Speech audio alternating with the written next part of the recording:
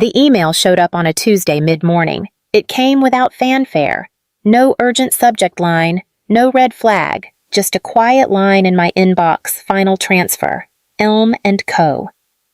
It was from Knox & Associates, the legal firm my father had worked with since the early days. I wasn't listed as the recipient, but someone had copied me in, maybe by mistake, maybe not. Out of habit, I opened it. I didn't expect anything, certainly not what I found in paragraph 3. Effective January 1st, full operational control equity transfer and brand title of Elm & Co. will be reassigned to Ms. Chloe Ellison. I read it twice. Then once more, just to be sure I hadn't misunderstood. My name wasn't mentioned anywhere. Not in the transfer. Not in the acknowledgments. Not even in the CC line. I wasn't overlooked. I was removed. I sat there for a long time. Not in shock exactly. More like the moment after a sharp fall when your body hasn't started hurting yet, but you know it will. It didn't make sense. Or maybe it made too much sense. For the past 7 years, I'd lived and breathed that company. What started as a dusty dry goods store at the edge of Vermont had become a multi-million-dollar lifestyle brand. I built the product lines, hired the teams, sourced the packaging, created the supplier pipeline from scratch. The shift to certified organic, that was me. The rebrand, me. The new revenue model that kept us alive through COVID, also me. I still remember pitching the expansion strategy in our first investor meeting while my father sat 2 seats away saying nothing. Now it belonged to Chloe, my younger sister, the one who'd once said, "I don't get why you work so hard for soap." She came back 2 years ago from spiritual travel, took a few photos in front of the store, and somehow became head of community. At first I laughed. Then I stopped laughing when Dad started bringing her to calls. When she started speaking for the brand. "She's fresh," he told me once. The kind of energy investors notice. I gave him the numbers. He gave me a smile. That email, that quiet little email, was the confirmation I didn't ask for. I didn't reply. I didn't forward it. I just closed my laptop and stared at the wall behind it. One question wouldn't leave me. When exactly did they decide I no longer existed? And the one that hurt more. Why did they think I wouldn't fight back? I didn't reply to the email. I didn't forward it. I didn't even mention it to anyone. Instead, I opened a folder I hadn't touched in years, the original archive I built when we were still calling it the shop, not a brand. Inside were early brand assets, PDFs, mock-ups, supplier contracts, handwritten timelines, copy drafts I'd written on flights and edited between shifts. It wasn't nostalgia. It was record-keeping. I'd always been the one who kept the paper trail. The first logo file was still there. I remembered drawing it on the back of a napkin at a coffee shop near the co-op after a buyer said our packaging felt too forgettable. I stayed up that night teaching myself Illustrator, trying to make something that looked like memory. Soft type A, curling ampersand like a root, simple grounded mine. Dad had said it looked a little handmade, but I convinced him to test it. It tripled our wholesale orders in under 3 months. I pulled up the current website. The ampersand was gone. So was everything else I recognized. New logo, new name, new tone. Under our journey, the story began in 2021. Not a single photo from before. Not a mention of our first storefront or the 5 years we spent loading boxes ourselves. Just Elma Studio was founded by Chloe Ellison as a space for intentional beauty and mindful design.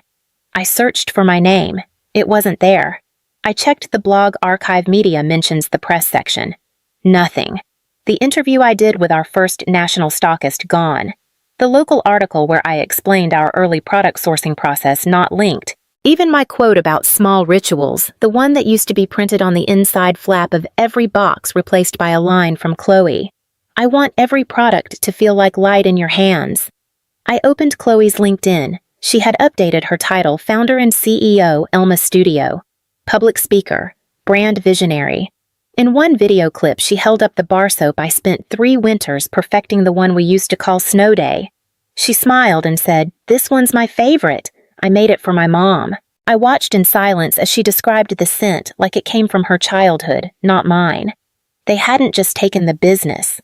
They'd rewritten its origin story. And I wasn't just cut out, I was smoothed over. They'd lifted the language, the ideas, the textures, but not the fingerprints. Not the parts that pointed back to me. I checked the brand's latest investor deck. In the milestone slide, the timeline started in 2021. It listed first major retail partnership, which I had negotiated in 2019. Sustainable pivot, which I had pitched during lockdown. The only thing new was the name. I thought back to something Dad once told me during a late-night strategy meeting. No one remembers who poured the concrete. They just see the windows. At the time, I thought he meant we were a team, that he was reminding me not to chase attention. Now I realized he'd been telling me the plan. He never intended to build the story around me, just on top of me. I didn't call my father. I didn't reply to Chloe's text. I didn't write a long email or request a meeting. I didn't ask why they erased me. I already knew. They didn't think I'd push back. They thought I'd do what I always did, let it go, work harder, carry the weight quietly. But this time I didn't carry anything for them. I started walking backward, not in regret, but in precision. Brick by brick, memory by memory. The first thing I did was check the lease on the original Elm & Co. storefront. The one on Main Street with the peeling brick facade and the warped wooden floors. I used to mop myself. It had changed hands when we expanded, rolled into a management shell company that Dad and I set up years ago. I still remembered the LLC name. It took 5 minutes to look it up. 10 minutes to realize the lease was expiring in 30 days. I drove out the next morning. The street hadn't changed much. Same hand-painted signs, same faded cafe on the corner, same couple arguing outside the laundromat. The shop windows were empty now, the new flagship was across town, but I could still see the tape marks where I used to hang promo flyers. I parked and went straight to the leasing office. Linda still worked there. She'd been the one to approve our first lease when I was 23 and too nervous to make eye contact. She blinked when she saw me. "Mara Ellison," she said, half smiling. Now there's a name I haven't heard in a while. I told her I was interested in the space again. She raised an eyebrow. "I thought your sister was running things now." "She is," I said. Linda waited a moment. Then she leaned forward, lowered her voice. "Well, that space is about to be available again. Payment lapsed. I don't think they're keeping it." I signed the paperwork that same afternoon. I walked through the empty store. The lighting was poor. The floor still creaked near the back storage room. There were marks on the counter from when I spilled candle dye during our second product test. They never came out. I ran my hand across the wall where I used to write delivery notes in pencil light enough to erase, but dark enough to see if the sunlight hit just right. Next, I contacted our first lavender supplier, a family farm 2 counties north. I still had the daughter's number saved in an old folder. I called her. She remembered me. "Your sister's people stopped ordering from us last year," she said they were going global. I asked if they'd work with me again. She said yes. After that, I tracked down Martin, the printer, who ran our first ever batch of labels. I still remembered the layout error in batch 1. The scent name had bled too close to the edge. I drove to his warehouse. He hadn't changed a bit. "You want the old files?" he asked. "Nobody ever came back for those." I took them. By Friday, I had the lease, the supplier, the packaging, the original design files in the same barcode range we started with, all under my name. I didn't post about it, didn't announce a comeback. This wasn't a comeback. I wasn't building something new. I was rebuilding what never should have been abandoned. Not because I wanted the world to see it, but because I needed it to exist somewhere that wasn't buried under polish and press photos. They had the name. They had the followers. They had the packaging, but I had the scaffolding, the people, the smell of cedar oil that stuck to my coat in winter. That was enough. The first call came 3 days after I signed the lease. Dad's name lit up on my phone like it had so many times before, during the build-out, during supplier delays, during late-night margin checks when we still did everything ourselves. I didn't answer. He called again the next day, left a voicemail this time. "Hey, Mara, just wondering how you're doing. Haven't heard from you. Give me a call." I didn't. Instead, I drove to the shop and stood behind the old register. I ran a dry cloth across the wood, even though there was no dust yet. I rewired the back lights, replaced a broken drawer pull that had been loose since year 2. Things no one else would notice, but I did because I'd put them there. 2 more calls came that week, one from my mother. She never called. Her message was short. "Whatever this is, you're making things harder than they need to be." I let that sit. I didn't answer texts either. Chloe sent the first one. "What are you doing at the Main Street space?" No greeting, no sign of confusion, just a direct shot. It wasn't curiosity. It was fear. I didn't answer. Then came the letter, a clean PDF from their legal team addressed formally to my business address. It was a courtesy inquiry asking for clarification on whether my new activity constituted an attempt to commercially compete using overlapping brand assets. I printed it out and left it on the table while I drank my coffee.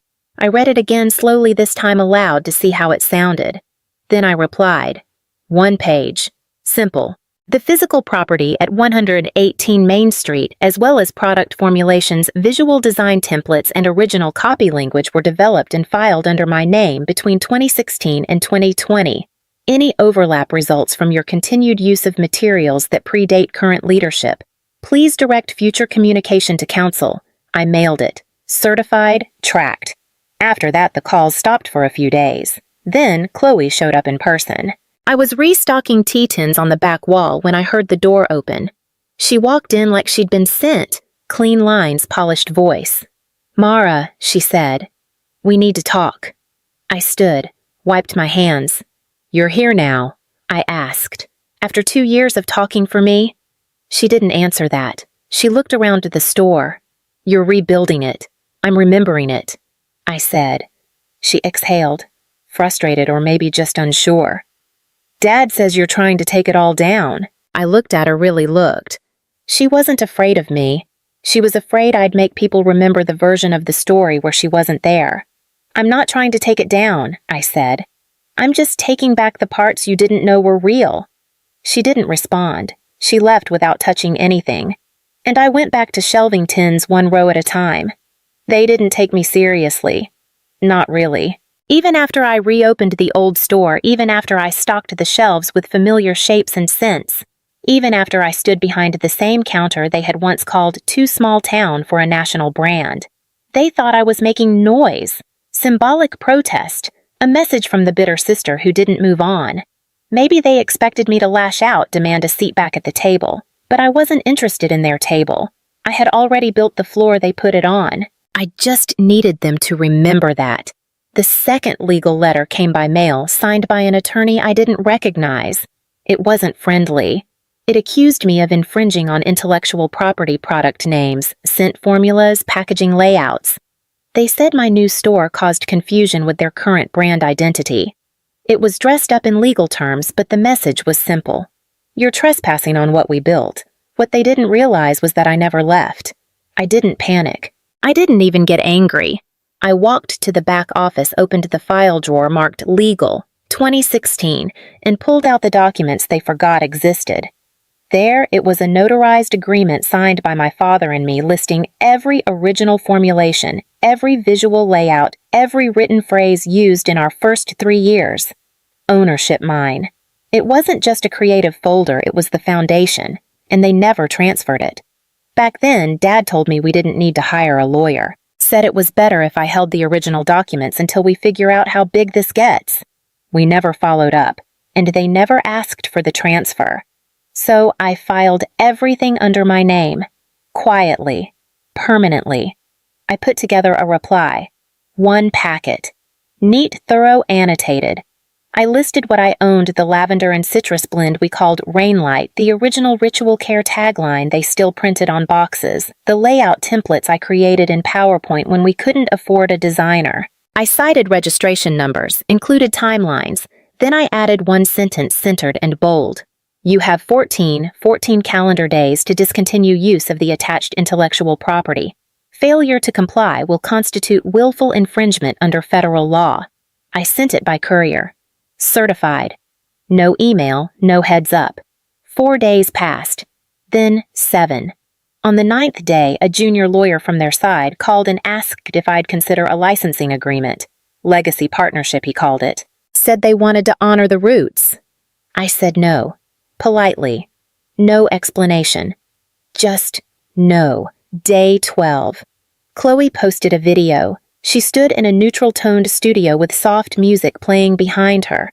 We're entering a new chapter, she said. a reimagined brand that reflects who we are now, not where we began. The caption was full of buzzwords, growth-forward vision, but what I saw was something else: withdrawal. Over the next month, their packaging changed, the copy softened, the names disappeared. The labels got cleaner but emptier. One by one, the things I made stopped showing up in their feed. No one announced it. There were no headlines. But I knew what it meant.